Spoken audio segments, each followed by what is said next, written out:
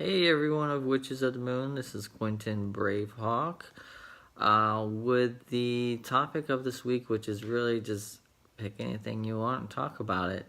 I think this video is going to be short and sweet.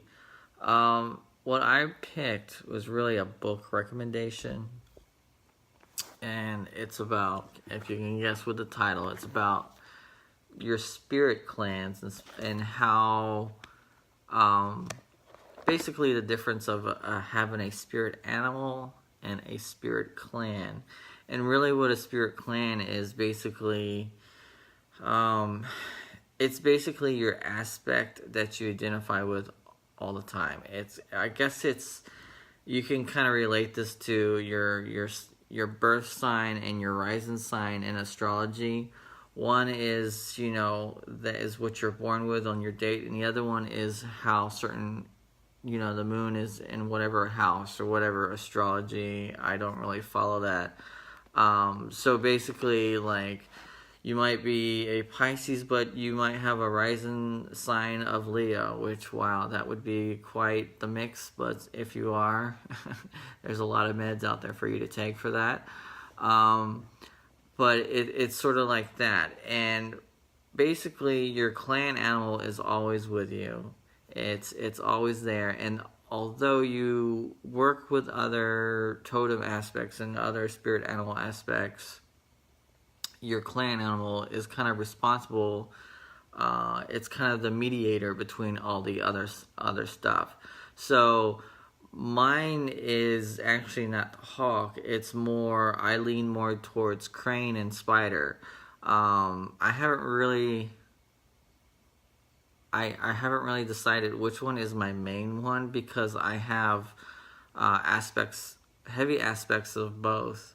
And you might find your own unique ways to connect with your totem, or you might do certain magic based in the mentality of what that totem represents. Like how I meditate for, here, let me pull this, how I connect with my totem, the spider, is I weave and I do crafts with needles and thread. Like this here, this is what I weave, and I usually, this is more of a meditation for me when I do this. This is not, I don't consider this work. I find pleasure in this, and that's how I connect personally to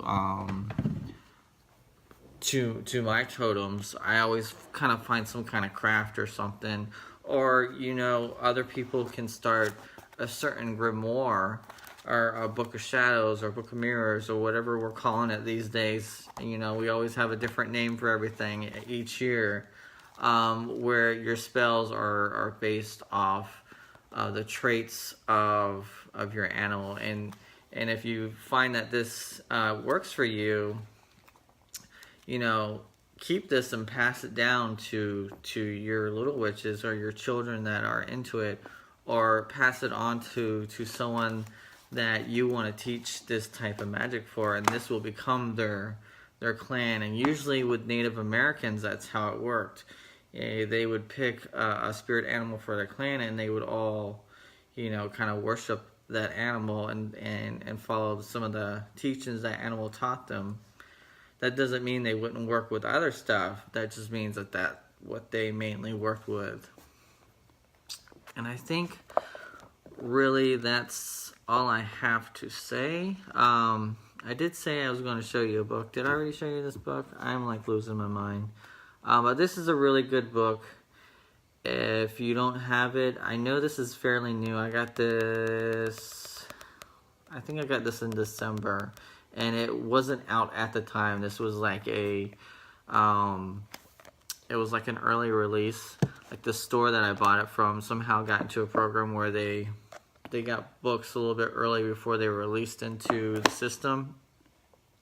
And I definitely would like to put this up there with I'd say this is in my top 3 of books that talk about spirit animals, and the the definitions and stuff that they have in here, because they do have different animals that they talk about in here, are really spot on, and some of them I've actually never heard the interpretations for that before, like the crane. I never realized that cranes they preserve their energy, and they do not like really exert too much energy until it's needed. Like you can't really sneak up on a crane because the crane always knows you're there.